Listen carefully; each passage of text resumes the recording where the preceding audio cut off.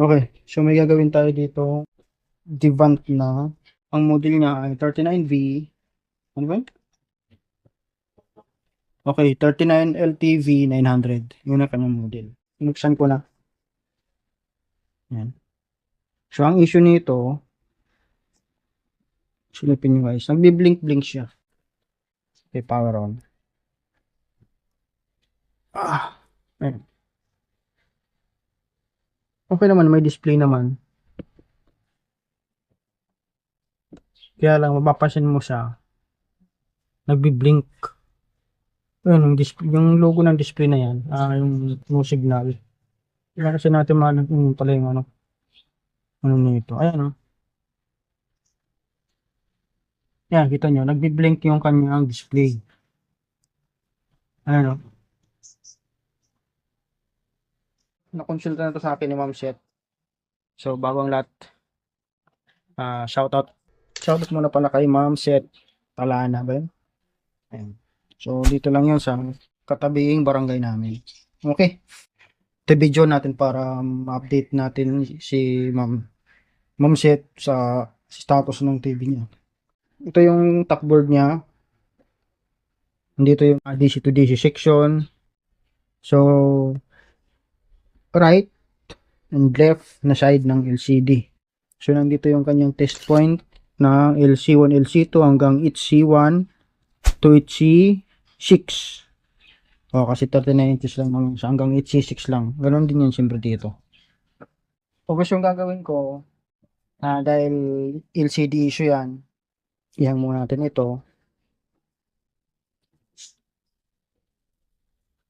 Yan. Tapos, subukan natin i-plug in. Power on. Tingnan natin kung ano yung status ng display. So, yan siya. Plain na puti na siya. Yan. So, ano kung gagawin dito? Kasi nga, paghang natin nung isa dito, yung papunta yung left side. So, duda ako, ang issue niyan dito sa right side. So, pero ano, hindi pa rin ako sure. So, try muna natin. Kasi, kumbaga, malakas yung chance na nandito sa right side yung issue.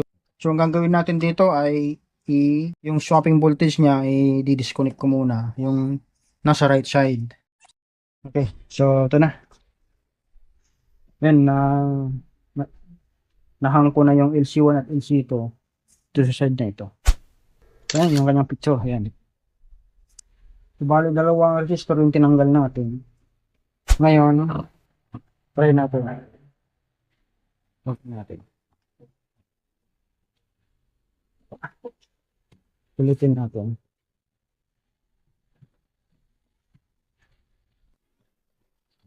Power on.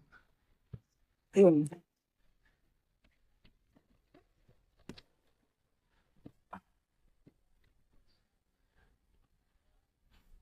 Yan.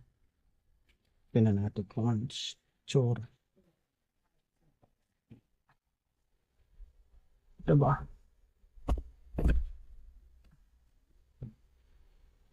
Yan.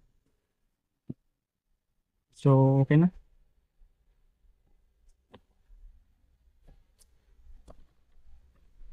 Ayan o. Kaya hindi na siya nag-blink. O, diba? Ayan. O. Pansin nyo naman kanina, nag-blink talaga siya. Nanginginig yung logo na ito. Yan.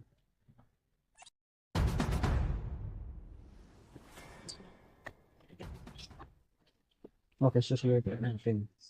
Lagyan natin ng DVD player. Ayan. Ayan pa. Okay. Ayan, lulo ko. Lulo ko yung cord. Ayan.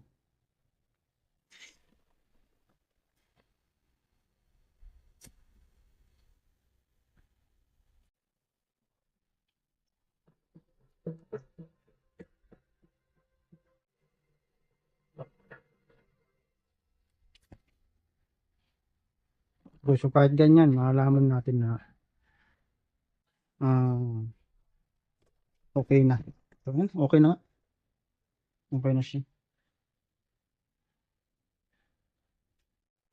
Yan. Okay, so ma'am set tala na. So na-recover pa natin yung LCD ng TV mo. So pwede ka pa. Yan.